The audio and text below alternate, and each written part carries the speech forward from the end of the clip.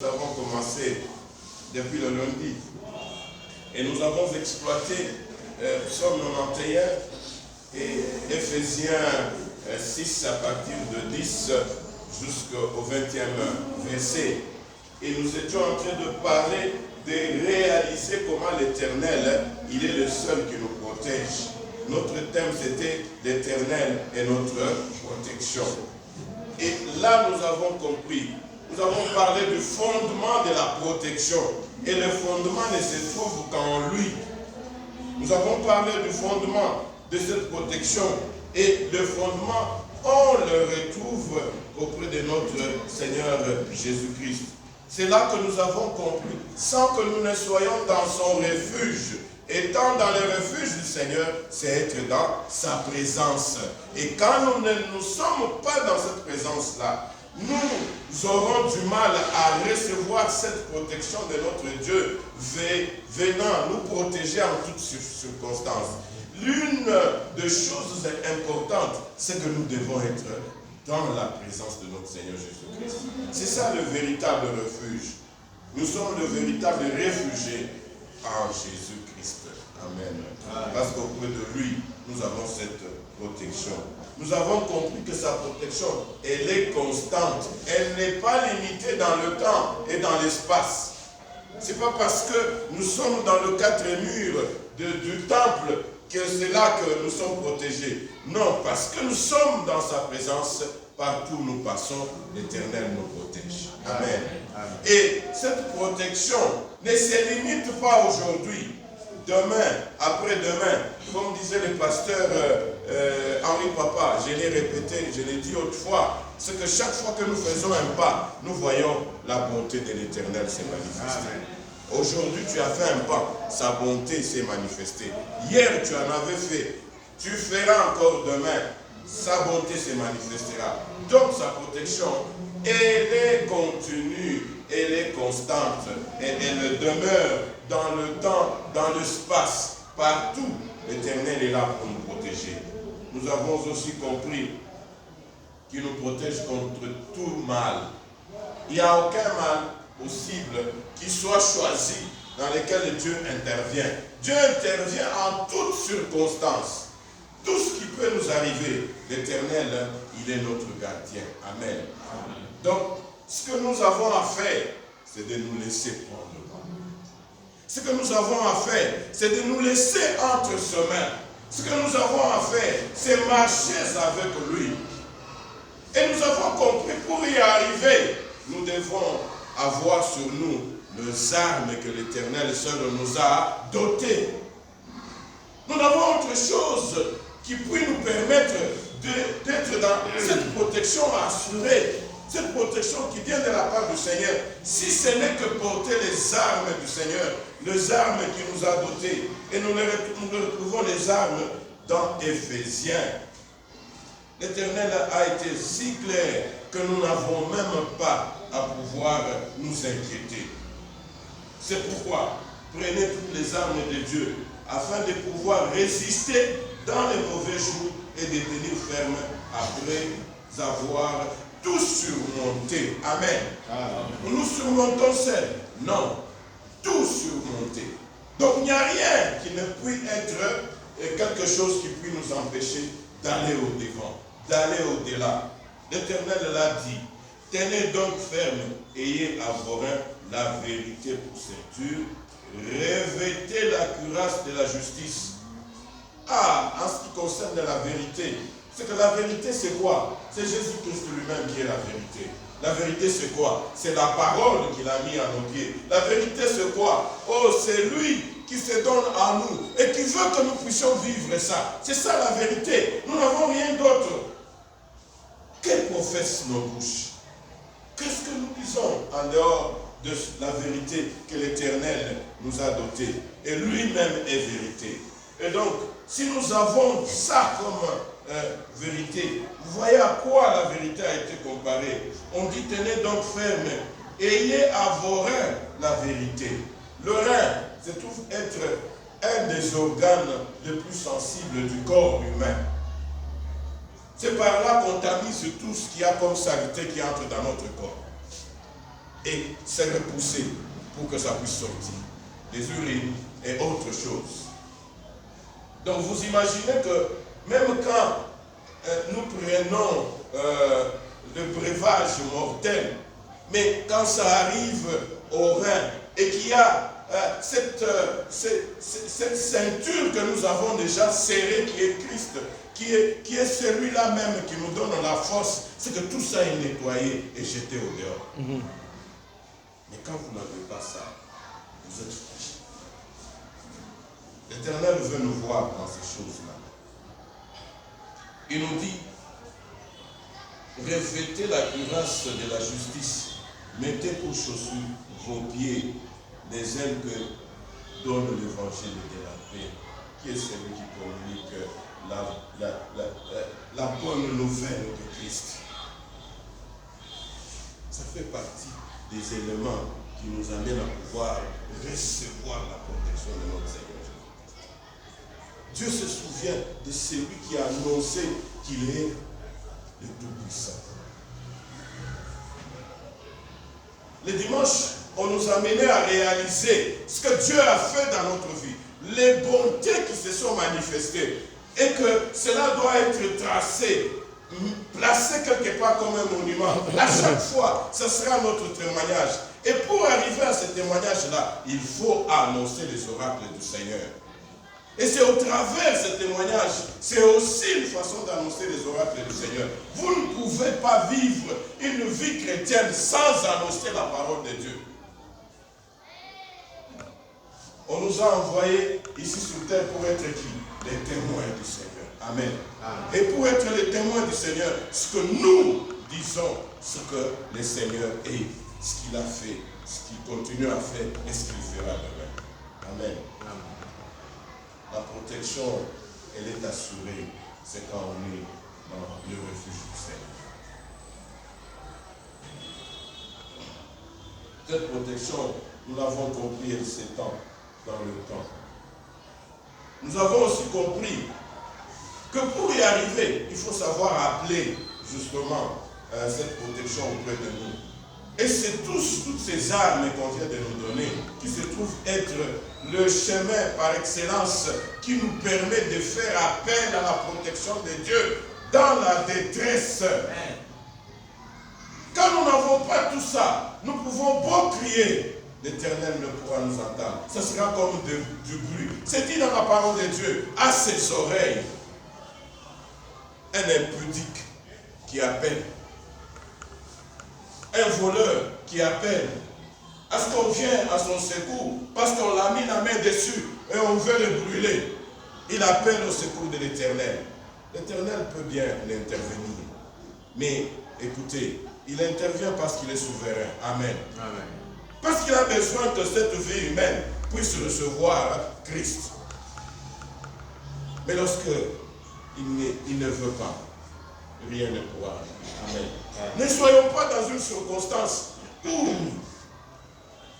nous faisons des choses, nous espérons recevoir la protection divine. Non, non.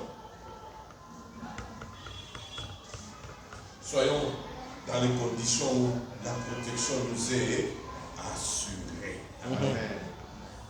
C'est le refuge du Seigneur. Rien d'autre que ça. Il nous dit,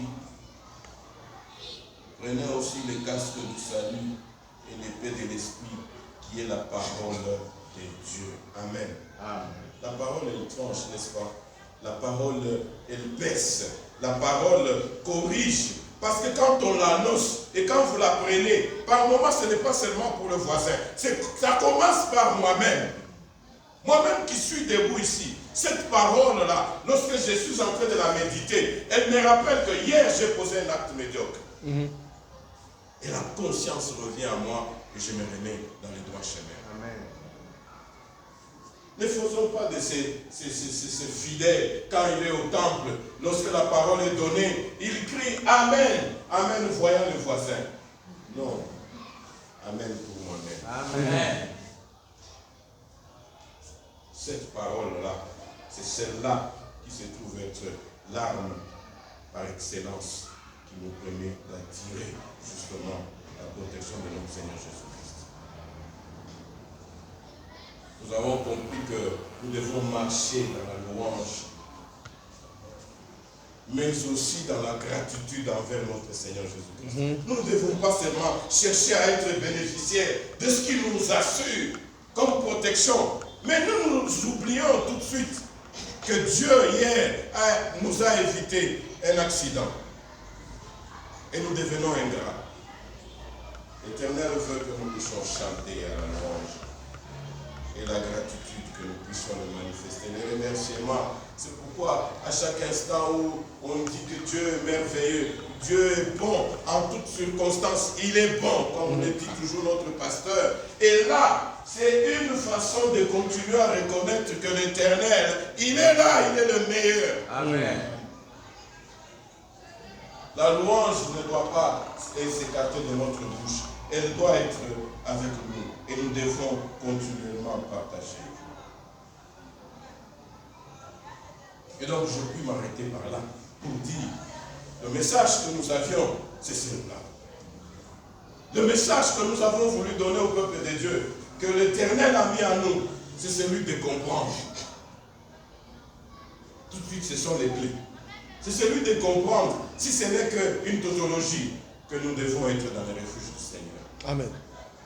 C'est celui de comprendre que Dieu, sa protection est continue et constante. C'est celui de comprendre que la protection, non seulement elle est continue et constante, même quand il y a tout mal éventuel, Dieu, il est là parce qu'il est souverain, il protège. C'est de comprendre aussi, l'Éternel est toujours avec nous, il ne nous abandonne pas. C'est pourquoi il nous a dotés de toutes ces armes-là qui permettent à ce que nous soyons cet être qui sache que en marchant selon sa volonté, il est là et il veille sur nous. Nous allons aussi comprendre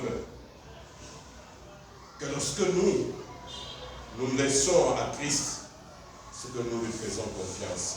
Amen. Et en faisant confiance, c'est que notre foi demeure inébranlable. Notre foi est solide.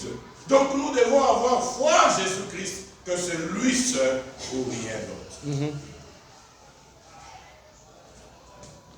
Et que son amour est plus que toute chose. Amen. Le dimanche, plutôt le samedi, notre pasteur nous a donné cette occasion-là d'exhorter au culte de mariage qui a eu lieu les samedis passés. J'exploitais un thème en rapport avec l'amour vrai. Il dit, mais au jour d'aujourd'hui, nous ne vivons pas cet amour vrai. Pas seulement dans le couple, même dans nos relations au sein de l'Église. Nous sommes hypocrites. Pourquoi? La majorité d'entre nous, j'allais dire, sont hypocrites. Ils ne vivent pas l'amour vrai. L'amour, c'est au bout d'un intérêt qu'il se manifeste. Mais lorsque cet intérêt arrive à disparaître, tout de suite, il y a des langages du genre, je ne sens plus de l'amour. Papa, je ne l'aime plus. Je ne sens plus l'amour, papa. Maman, je ne sais pas cet homme-là, je ne le ressens plus. C'est que les départs étaient médiocres. Les départs étaient faux. C'est que c'était de l'hypocrisie qui avait teinté le pas pour entrer dans ce mariage. Un intérêt quelconque animait la personne. Si ce n'est pas l'intérêt charnel, c'est plutôt l'intérêt matériel qui a amené cette personne à pouvoir chercher à se coller à l'autre pour qu'ils entrent dans un lien de mariage. Et que plus tard, qu'il crie, non, je ne sens plus cet amour. L'amour est vrai, c'est sans d'éternité en éternité. Amen. Christ, qui lui a eu comme épouse l'Église, a manifesté son amour, même à la croix. Crucifié, flagellé, en toutes circonstances. Mais il n'a cessé que d'aimer, au point où il a dit, Père, pardonne-leur, car ils ne savent pas ce qu'ils ont fait. Que l'Éternel nous amène à cet amour vrai.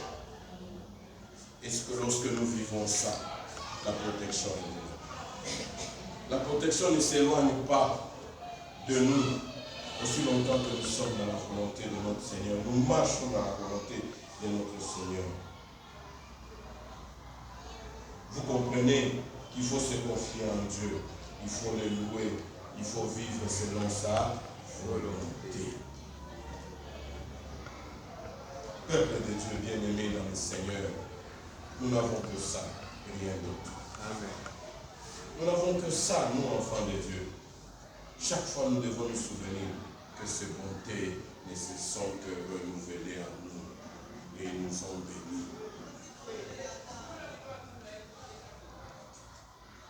Ephésiens 6, 11 dit, car il ordonnera à ses anges de te garder dans toute joie.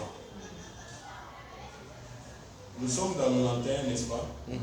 Là où l'Éternel nous parle dans Psaume 91, donc dans Ephésiens plutôt 91 et plutôt 6, et au 11e,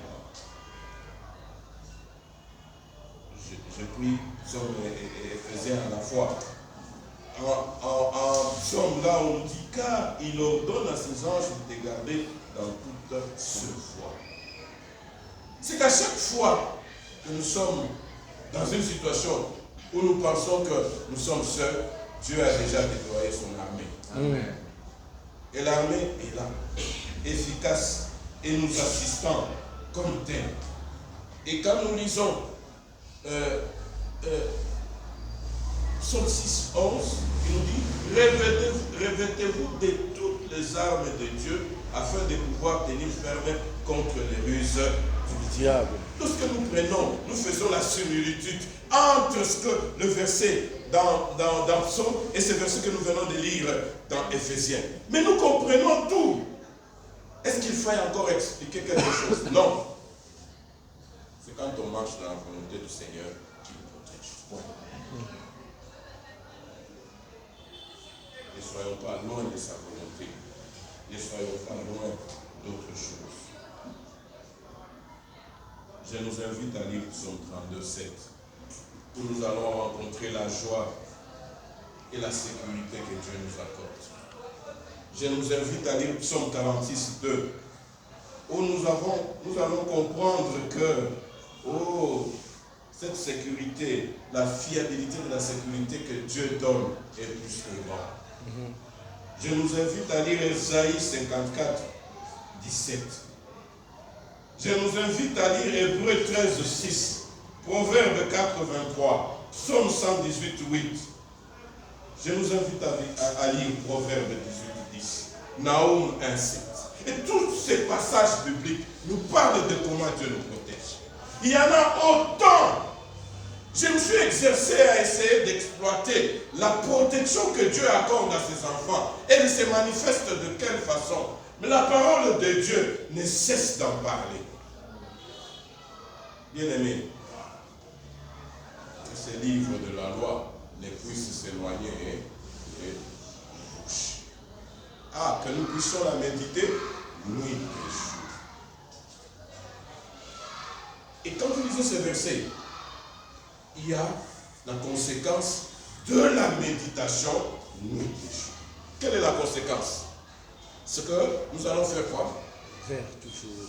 Nous allons toujours être beau. Nous allons être dans la joie, grandir, avoir justement, même la protection, nous allons l'avoir. C'est Josué. Nous allons terminer par là, nous lisons Josué, pour que nous puissions comprendre que réellement l'Éternel nous aime. Et quand il nous aime, il manifeste tout son amour envers nous. Oh Seigneur, tu es vivant, tu es merveilleux. Nous sommes dans Josué 1, au chapitre 1, 8. Que ces livres de la loi ne s'éloignent point de ta bouche. Médite-le jour et nuit, pour agir fidèlement selon tout ce qui est écrit, car c'est alors que tu auras du succès dans tes entreprises, c'est alors que tu réussiras. Pour que nous puissions espérer que Dieu nous accorde une sécurité, parce que nous devons vraiment méditer la parole de Dieu. Et Josué, d'abord on a commencé par lui parler au verset 3, dans le même chapitre. On lui dit, tous les lieux que foulera la plante de vos pieds, je vous les donne comme je l'ai dit à Moïse. Vous aurez pour territoire, depuis le désert du Liban jusqu'au grand fleuve, le fleuve de l'Euphrate, tous les pays des Égyptiens et jusqu'à la grande mer vers le soleil couchant. Si nous nous limitons par là, nous comprenons que l'Éternel, il est merveilleux. Et Dieu veut que nous puissions marcher avec lui. Et lorsque nous marchons avec lui, en toutes circonstances, il nous accorde sa sécurité. Sur les lieux de travail, l'Éternel accorde la sécurité. Dans nos maisons, l'Éternel accorde sa protection. Partout où nous serons, il nous accompagne. Il a toute une armée qui est à nos côtés comme gardien qui assure notre protection de manière constante, sans limite. Amen.